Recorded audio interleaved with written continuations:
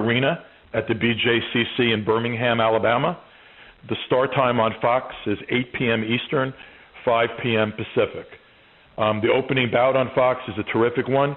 It's undefeated, 21-0 U.S. Army vet Sammy Vasquez against Felix Diaz, former Dominican Olympian. Excellent matchup in the welterweight division. And then the heavyweight championship of the world, where Deontay Wilder will be defending his WBC title against Chris the Nightmare Arreola. This wasn't the fight, obviously, that Deontay had begun training for, the one we anticipated. And in some ways, that makes it, all the more dangerous and sort of, leaves a lot of questions, because Chris Arreola never expected to be getting this shot at a heavyweight title on July 16th. Experienced heavyweight, a rugged, strong, big guy that's dangerous and had some ups and downs in his career. But I think Chris knows that this is his opportunity and his big chance. And, to introduce Chris, to say a few words, the Goosens and the Browns have worked with Chris Arreola throughout his career, and it's my pleasure to introduce Brittany Goosen Brown. Thank you, Lou. It has been our pleasure to have promoted Chris the Nightmare Arreola since he turned professional over 12 years ago. As long as I've known him, it has always been his dream to become the first Mexican heavyweight world champion and wear that green belt. Saturday, July 16th will be Chris's third attempt to fulfill his dreams, and he will not let this opportunity pass him by. We'd like to thank Fox and Fox Deportes, the Legacy Arena in Birmingham, Alabama, and everyone at DeBella Entertainment for their help in this promotion. Without further ado, I'm honored to pass it over to my friend, Chris Arreola. Chris, you want to go ahead and make an opening statement? Yeah. Well, this is my third opportunity, and yeah, I've been with the Goosens for a very long time, basically since the beginning of my career. It's been just a long road, man. I've been working hard. I've been working very hard to win this title. I can't let this opportunity slip away, man. All my respects go Deontay, choosing me as his opponent. But like I said, once the bell rings, it's time to go to fight, and it's time to get that title, man. I want that title. I want it more than anything. I've been working my ass off over here in San Diego, and I got to make the best out of this opportunity. Thank you, Chris.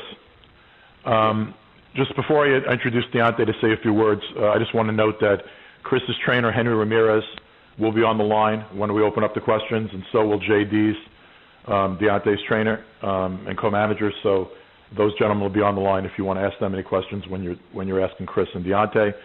It's my pleasure to promote the WBC heavyweight champion of the world.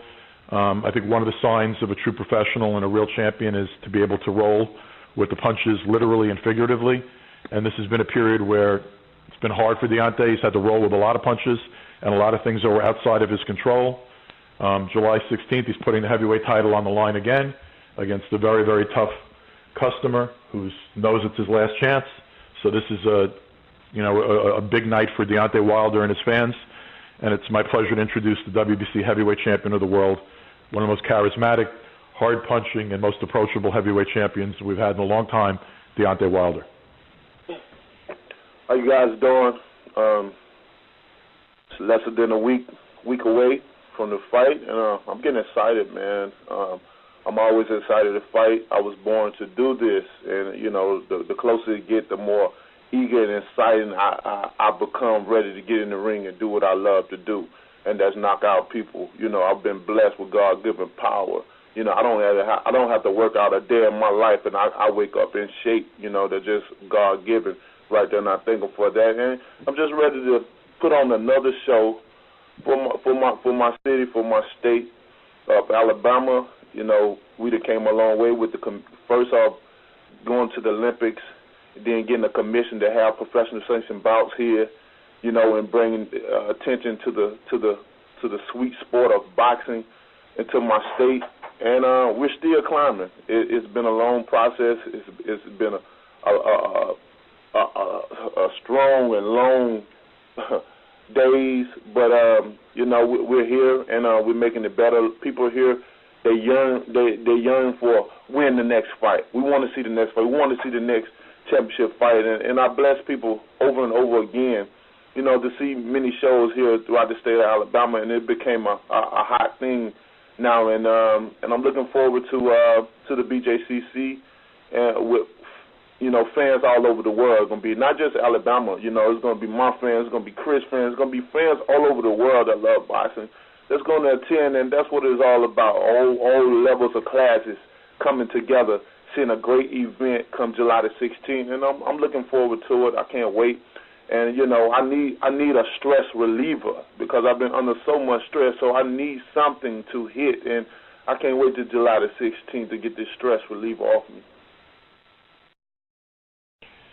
Well, thank you, Deontay. And, once again, we want a big audience for PBC on Fox, but there are plenty of affordable seats available at the Legacy Arena in Birmingham at the BJCC. So, anybody who's drivable from Birmingham or anybody that can get on a plane who's a Chris Arreola fan, come on down to Birmingham, and it's going to be a great event. We'll now open it up to questions. Ladies and gentlemen, if you have any questions at this time, please press star 1 on your telephone keypad. Again, if you have any questions at this time, please press star 1 on your telephone keypad. And I'm waiting for callers to join the queue at this present time. Our first question is going to come from Robert Morales from the LA Daily News. Please go ahead. Hello, everybody. Chris, you fought Vitaly Klitschko back in 2009. He's 6'7". Deontay Wilder is 6'7". Henry was telling me the other day that your only real chance to win, your best chance to win, is to get inside. Did you learn anything in the Klitschko fight that might help you get inside on Deontay? The main thing is I got to move my head, man. Klitschko fucking clobbered me with jabs and right hand, left and right. I believe he threw the most punches he's ever thrown in his career against me. And that's because I just kept coming to pressure. And the thing about it, I just got to do a lot smarter, and I got to be more athletic about it because Deontay is more of an athletic fighter than Klitschko is, a lot more athletic. But he moves a whole lot better around the ring. Klitschko was more methodical and made sure he just moved just a tad bit. He didn't waste no energy, and I just got to try to keep Deontay on his heels, and that's going to be a big task in itself.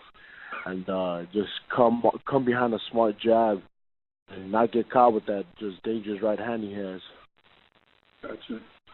All right, thanks, brother. I appreciate it. Good luck, Chris. Thank you, brother. Our next question is going to come from Dan Raphael from ESPN. Please go ahead. Thank you very much. My first question is for Deontay. Hello, Deontay. Hey, what's going on, Dan? Hey, so, I know obviously we know what happened with the fight in May with Povetkin being called off because of the PED situation. But I wonder, since that happened and this fight with Chris got put together, your side sued the Povetkin camp. I guess now Rabinsky is suing, you and your side, and the WBC keeps putting out these notifications, just sort of keeping folks updated on what's transpiring as it relates to Povetkin and his case. Have you been following that, and has it all been in any way, shape, or form any kind of distraction as you prepare for your own fight that was put together because of the cancellation? I haven't been on a close watch of it, but I definitely been following it, and it's ridiculous if you ask me. I've got served papers and everything, and but I'm not letting it knock me off my game, my focus. It's just part of life, I've been through worse situations in life, and it's just a bad storm another storm that I had to weather in my life. My skin is tough, so that's in all aspects of life, no matter what. So I go through things to have a strong testimony in, because I know that somebody may, throughout my year, somebody may go through the same thing, and I can give them advice on how to do it. So right now, this is just a test for a strong testimony in the end of my life. So, with that being said, I'm very focused there. I'm always focused. When you in the hurt business, you have no choice but to stay focused on the task that lies at hand, because if you're not focused, you can get knocked out, and no one wants to feel what it feels like to be knocked out or wake up in the hospital or don't know what happened. You know, you never want to be that guy that even though the end of the round has ended because your days or you're unconscious. So, you know, I train hard. You know, I meditate, I visualize what I want to do, and I go get the job done. You know, this is a tough job to be the heavyweight champion of the world because everybody wants what you have. Everybody trying to get it, and you trying to keep it. And as far as I'm concerned, you know, my future is bright. Deontay, Chris sort of got this fight. You know, he wasn't supposed to have this fight. You were supposed to be fighting Povetkin. You know, so you know he's in the right place at the right time. He lands this opportunity to fight you. But we also, if you look at Chris's history, he has lost 2 world title fights, has not looked particularly good in his last few fights. He's, I believe, 1-1 with a no contest in the last 4 fights. Nobody really would view him, although he's exciting and entertaining and the fans seem to enjoy him, hasn't really done much to necessarily earn the opportunity. But do you figure when you go and you step in the ring with a guy like Chris at this stage of his career that you're going to see maybe a desperate Chris Arreola perhaps in his mind thinking, you know what, I'm lucky to get this shot. I might not get another one if I don't do some damage to Deontay Wilder. Do you have to be careful of a desperate opponent? Oh, most definitely. It's just like a rabbit. You know, the rabbit can be soft and sweet all it wants, but you push him in the corner, he's gonna fight. So I think this is the corner for Chris Arreola. You know, this is like the corner of his career. I'm always blessing people though. You know what I mean? And I'll bless him again with another opportunity. You know, of course, people say who's deserved this and who's supposed to deserve that, but who are people to say who deserve anything? You know, everybody, you know, sometimes chances come around more than twice, and this is his third time, and I don't believe in luck. But, you know, he's been blessed with a third opportunity, and if I was him, I would take it very seriously. All the things that I've done in the past that didn't make me successful in my future, I would change. You know, I would definitely. Well, it's too late to change it now, but I'm just saying, in preparation for this fight, that would the mentality would have been for me. You know, given that this is my last opportunity to eat. You know, because and another reason we chose careers, like I kept saying, you know, no matter what people say, it's you know, the guy comes to fight. You know, and that's what we was looking for a short notice. A lot of people would have going to make excuses. You know. After he get beat, he may make an excuse. But you know what? We know that he's going to bring a great fight. He was the perfect person for this situation that we had, and to bring it to and my people deserve a great fight. The fans deserve a great fight, no matter who they said they could have been. You know, everybody got opinions, but I truly think at the end of this fight, people are going to say, yeah, that was a great fight. You know, for it to be a short notice fight. You know, so I'm looking forward to it. Thank you, Deontay. I have a question for Chris. Hey, Chris. Yeah, what's going on, brother? You sort of, as I mentioned to Deontay, you weren't supposed to have this fight. This was supposed to be Deontay against Povetkin. I'm wondering, given your recent performances, as I mentioned, 1 win, 1 loss, 1 draw, a no contest, a failed drug test in your last fight, your second failed drug test of your career in recent years. Do you feel very, very lucky to have gotten this opportunity? And what's your view of whether or not you're worthy of having this opportunity? Let's just get this straight, man. It's failed marijuana test. But it's still against the rules, Chris, and it's the second one. Whatever you want to say, whatever you want to call it. If you want to say that marijuana is a PED, then people are fucking idiots. I'm not saying it's a PED. I'm only saying what the state statute says. I'm just letting you can smoke all you want, for all I care. I know. I'm just letting. This is my opinion. Okay. So they want to take my win away over that. Whatever. Fine. Take my win.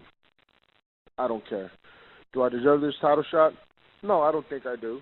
But since I don't deserve it, I'm doing just like Deontay said, everything that I didn't do in the past, I'm doing. Everything that I was supposed to do, I'm not doing. So I'm doing everything I possibly can to win this fight. Everything. Chris, do you feel like that? I gotta leave everything in the ring. I gotta leave everything out there, man. My back is against the wall. This is my last title shot. And, you know, I have to come. I have to bring it. I have to make this a dogfight, plain and simple. after what happened in the last fight, and when your people called you up and said, "Hey, Chris, we got this opportunity to fight Deontay Wilder for the WBC title July 16th, which was just a few weeks ago when the fight was offered." Can you just tell me what was your reaction when you got the offer on the short notice, and what kind of condition were you in at that point? How's it gone? Because it was relatively short notice for a heavyweight title fight. Let's go. That's all I said. Let's do it. You know what, man? Like I said, when title comes knocking, you don't turn it down. Period. Because you don't know when it's going to come back around again. And what kind of shape I was in decent shape. I had just recently broke my. Why? What's a broken ankle? It's nothing. So once he said I got this shot, I'm like, let's go, let's do it, let's get the training, and let's make this happen.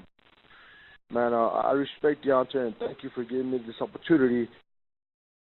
The main thing is, man, I'm coming for the win. I'm not just coming to show up. I'm not just coming to bet zero.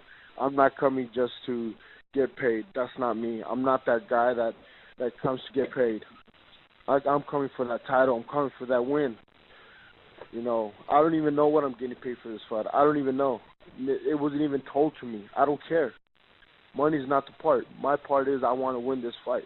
That's the God honest truth. I believe that, Chris. Thank you for that. And I just wonder if Henry is there. Yes, I'm here. Hey, Henry, can you address the situation with having Chris come in the gym on short notice? And, we've heard from you over the years that, how disappointing you've been at certain times in the way he's conducted himself throughout his training camps. I'm wondering if you could speak to his conditioning for this fight, and especially given the short notice of the bout. Well, like I said, we were preparing. Well, we had a fight April 30th.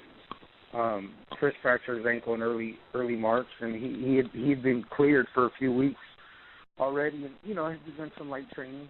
We got the call, I believe, right around the May 16th or 17th. It was nothing guaranteed. We were just kind of told, hey, you might get this fight. You might want to start getting ready. And when we actually got the call that it was officially happening, even though it wasn't announced, it was pretty much Memorial Weekend.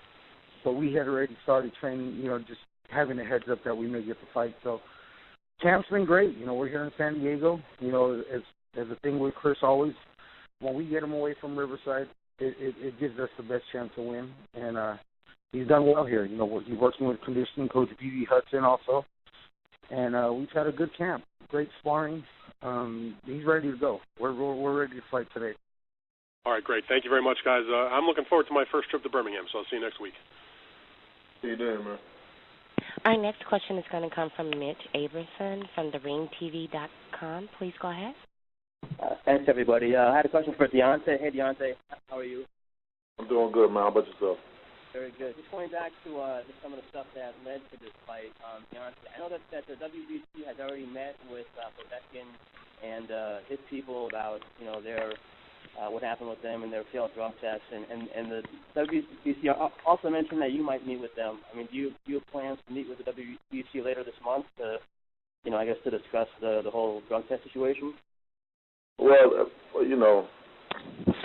First off, this is right now is me and Chris Arreola. All the other legal stuff that can hold after. This is what's next right now, and this is what I'm focused on. I'm not really focused on the legal side of everything. I got a great team.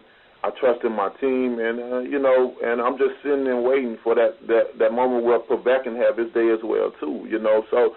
At this point in time, my mind, we're less than we're a week or so days away from me fighting, defending my title. So, with that being said, my whole mentality and focus is on July the 16th, Deontay Wilder versus Chris Arreola. Right, I can respect that. Mitch, Jay, do you want Mitch, we have a legal, we have lawyers, obviously, as do Povetkin's people. We're having conversations right now with the BC about an opportunity literally to be able to do the same thing Povetkin's people did, but that's not for Deontay to be worried about right now. There's a fight on the 16th. That's where everyone's attention is. The rest of that stuff's going to take care of itself. But frankly, the WBC, we respect their process, and we want to, get our points across. But this is ultimately going to be decided by in the U.S. courts in the Southern District of New York, where there are pending. So it's really, this is a legal matter. It's nothing that the fighters are worried about right now, and we're totally focused on a big event on July 16th in Birmingham. Well, I get that, but the WBC also has to decide what they're going to do with Povetkin, so that's why all these meetings are planned. So I wasn't talking about the lawsuit. Well, right now, I'll be honest with you, Povetkin's the last thing on my fucking mind, at least. So at least until we get through a big event a week from Saturday. Because, right now I'm not thinking about, and I'm sure Deontay's not thinking about, and I know Chris is not thinking about Povetkin. Great. Just one question for Chris. Chris, are you there? Yeah. You mentioned before that you don't deserve a title shot. Can you just, I guess, explain what you meant by that, and just, I guess how you've been able to prepare yourself, I guess, with that type of mindset going into this fight? Okay, can you repeat the question? I'm sorry, I didn't hear you right. You mentioned before that you don't deserve this title shot, and I'm just wondering, just in terms of mentally preparing yourself for this fight, how, after saying that, I mean, how do you view this title shot, and if you actually really believe that you don't deserve this shot? Yo, man, I'm a man, and I stand when I pee, and I understand the situation. I understand everything, man. Come on, let's be honest, man. Do I deserve it? Come on, man, no. But that being said, man, that means that I have everything to gain and nothing to lose, man. That's my mentality. I'm coming in there to win this fight. I'm coming in here to upset Mr. Wilder, man. That's my mentality. My mentality is to win, period. You think people think when they get a fight, they be like, oh, man, I'm lucky. I'm just going to go in there to, try. You know what? Actually, there is those kind of fighters that just go in there to get paid. That's not me, man. I've never been that guy. And you guys if people that have seen me fight, man, I don't come in there to get paid. I come in there to win, man. And I've been preparing to win this fight. I'm preparing to take this title. I'm preparing for everything. So all those legal things, all that shit's gonna be flown out the window when I win this title fight, man. I'm here to win. There's no losing me. That's it. I'm training to win. I'm training to beat Wilder. He has his legal shit. I'm sorry about that, but I'm here to win. I'm here to win this fight. I'm here to win this title. All right, thanks. Good luck, Chris. Thank you, brother. Our next question is going to come from Tom Amino from WVTM TV. Please go ahead. Hey, guys, this question is actually for Lou. I understand you don't want to talk about the legal ramifications of Povetkin, but just generally, in light of what Deontay's had to go through losing that fight, just in general, in the sport of boxing, do you feel like PEDs are a problem? And I know you've mentioned in previous conference calls you've been happy with what the WBC has done working with VADA to make sure there's been mandatory testing for top 15 fighters, that sort of thing. But my question is for you just overall, do you feel like PEDs is still a real serious problem in the sport of boxing? Right, it's an incredible problem. I mean, it's a huge problem. It's a problem that's all over the world. It's one thing when a guy's using PEDs and he's hitting a baseball. It's another thing when a guy's taking PEDs and getting into the ring to hit somebody in the head with his fists. Chris made reference to a failed marijuana test, and I'm not advocating, weed or whatever, but it's sort of a disgrace that there's more testing nationally and across the board for marijuana and suspensions of fighters for marijuana than there are, substantive tests for PEDs. I mean, cheating is not okay. PEDs are dangerous. They're potentially putting a fighter's health and safety and life at risk. I could tell you Deontay's first reaction about when everything broke was he didn't really care. He had prepared himself and he was going to beat the hell out of Povetkin regardless of any failed drug tests. But, I think that when everything was taken into consideration, you don't get in a ring when you're standing there as a man with your two fists and the other guy's got a weapon in his fists. And, I think it's a real problem, and I think there should be zero tolerance for performance-enhancing drugs and national standards in this country and across the board where drug testing is enforced and cheaters are punished severely. So obviously you said you were happy with what the WBC has done with VADA, but on top of that, is there anything that you'd like to see implemented or changed in particular? I'd like to see across-the-board uniform testing with some, a national body, not where a fighter has to go in there and say, okay, I'm going to voluntarily do this or that, or a ratings organization has to get involved, and I commend the BC.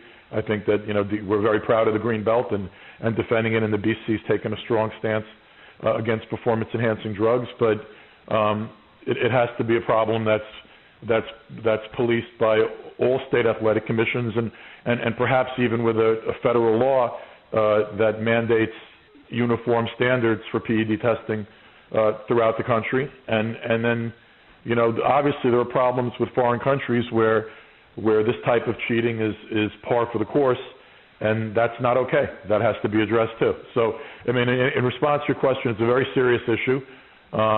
And one that needs to be addressed in the future. What happened to Deontay here and how he had to refocus and this wasn't fair. And cheating's never fair, but particularly when you are using performance-enhancing drugs, you're endangering potentially your opponent and putting the health and safety of the people in your sport at risk, and that's unacceptable.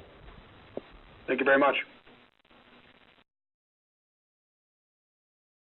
Ladies and gentlemen, if you have any questions at this time, please press star 1 on your telephone keypad. Again, if you have any questions at this time, please press star 1 on your telephone keypad.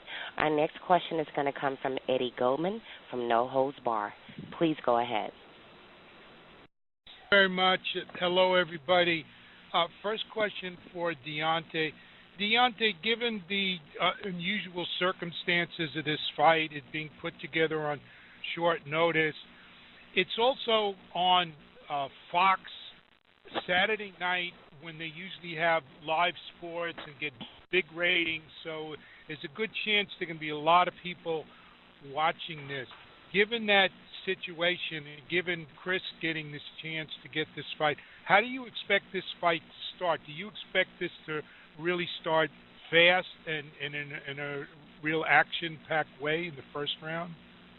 Actually, I do. Like I said, I do believe that Chris is gonna, first couple of rounds is gonna come. Like he said, their game plan is to pressure me and to get inside and all those good things and stuff. And I think it's gonna start out good action packed. I'm still, I done fought near about every style there is to face.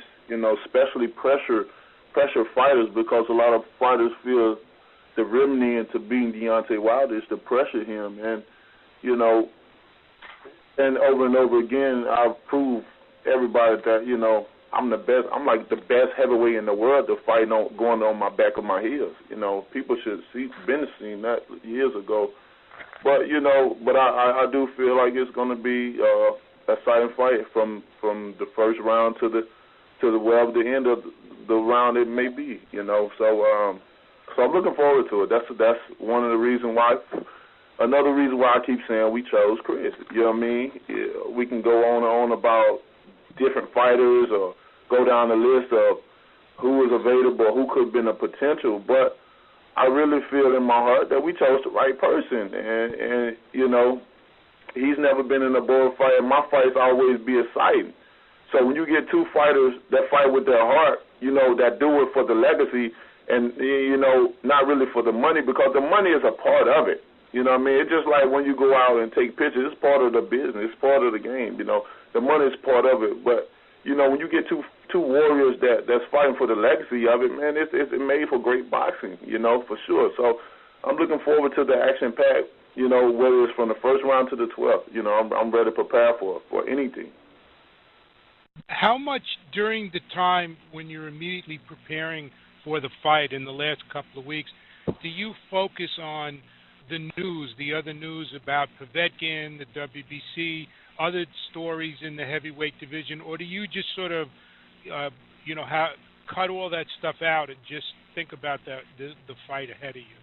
Yeah, I just deal with it like I deal with life, man. If anybody know me personally, they'll tell you that, like, Deontay is the most laid-back, cool, down-to-earth person ever. Man, I really don't read into blogs and go look for things. If anything have been said about me or have been written about me is always brought to my attention. You know, it's not. I don't never go on the internet to Google my name or see what pops up or anything like that. So you know, it's a lot of things that's been going on. I'm out of the loop of because I don't really pay attention, especially when it's time to fight, because only a fighter would know how serious it is to get up in the ring, you know, and finna take some punches to the head. And keep in mind, your head is not meant to be hit in the first place. But we the only crazy people to get up in this ring and do it. So we do it because we love to do it. And when that being said, when my life is on the line, when I'm finna get in there, you know, I take this serious to anything, because at the end of the day, I got family support. I got kids that really love their dad. And you know, with that being said, that's all the motivation that I need to do what I got to do, because only reason I was in this sport, for one reason, that was for my 11, which is 11 years old. That was my daughter that was born with spinal bifida. If it wasn't for her, man, y'all would have never heard of me, not in boxing. So, you know, I take it seriously, and that's all the motivation for me to zone out what's going on in my personal life and focus on what's going on right now in my life. And right now it's July the 16th. I can't wait. And Chris, do you do something similar? I mean, do you follow the news? There's been criticisms of this fight, a lot of discussion of other issues as people have asked about, or are you just sort of have blinders on and just focusing between now and the 16th on this fight? See, nobody's talking about me. Nobody's saying nothing about me. You know, so there's nothing for me to look at. Everyone's focus is on Deontay Wilder, on him and his situation with Povetkin, and about Deontay, you know, talking about already talking about fighting Joshua or fighting the Gypsy. You know what I mean? Ain't nobody talking about me. Ain't nobody saying anything about me. All they say is bad things. So why the hell am I even gonna look at it? I have enough bad shit being said by me by Henry. I have enough shit being said by me by my wife. You know, I don't need to read anymore. You know, that's all the negative things I need. I'm good. I'm all right. I don't read into that stuff. My job is to work on July 16th. My job is to try to shock the world on July 16th. You know, that's my job. I don't care what anybody says. They don't live my life, and they don't even throw punches. They probably never got punched in their life, and for them to be talking about me, I'm like, whatever. And with this fight on Fox on a Saturday night, live, prime time, and all that, will this be your biggest showcase? Probably your biggest television audience? Brother, I fought at HBO. I fought on Showtime. I fought on every network that you could probably say. So, me fighting on Fox, honestly, thank you, Fox, for putting us on. But I don't care, man. It's TV. Who cares? I've fought against Klitschko on HBO. Got one of the highest numbers. You know, when I fought with Severn on ESPN, I got one of the highest numbers. And like I said, man, no one could come in the ring with him. It's only going to be me and Deontay. That's the thing, man. That's the thing about boxing that I love so much. It's a gentleman's sport. You know, we could talk all this crap we want, we could say everything we want, but at the end of the day, it's just going to be me and Deontay. Then the bell's going to ring, then the last bell's going to ring, and we're going to hug it out like nothing happened, man. That's what I love about boxing, man. And anybody that has two hands has an opportunity. All it takes is one punch to knock somebody out, just one punch. I could be losing the whole fight and just hit them with one punch, and they could just go to sleep. It could go vice versa. That's the way it happened to me against Severn, and that's the way boxing is, man. And I heard no animosity or nothing like that, man. This is a sport, and I love this sport. And our last question is going to come from Bob Vellin from USA TV. Please go ahead. Hey, Deontay, how you doing, man? I'm doing good. How about yourself? Not too bad. You know, the one thing that's good that came out of the Povetkin situation is that you're getting to go back home to Alabama to fight. Talk about what that means to you to fight in your home state like that. Yeah, it's definitely a good feeling, especially when you done trained your ass off for months and months, and you even travel to another country and you continue your training there, and then when you finish the week of the fight, you travel, and all that hard work, man, it just goes in vain.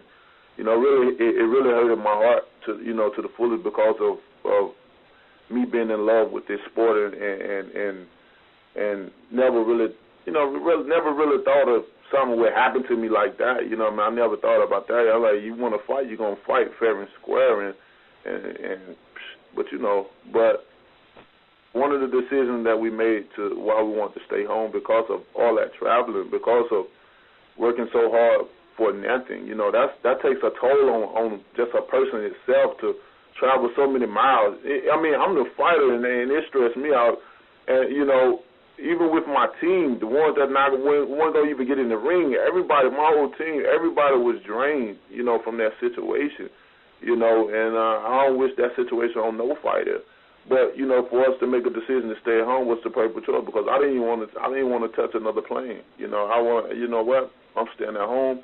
We're gonna train here. We're gonna do everything here, and that's why we made the decision to come back to Birmingham and have the fight. Which people always, every time they see me, when the next one, every time it get bigger and bigger and bigger, and this one's gonna be like, it's gonna be a mega fight. A lot of fans gonna be there, sold out crowd for sure, and the undercard is gonna be great as well too.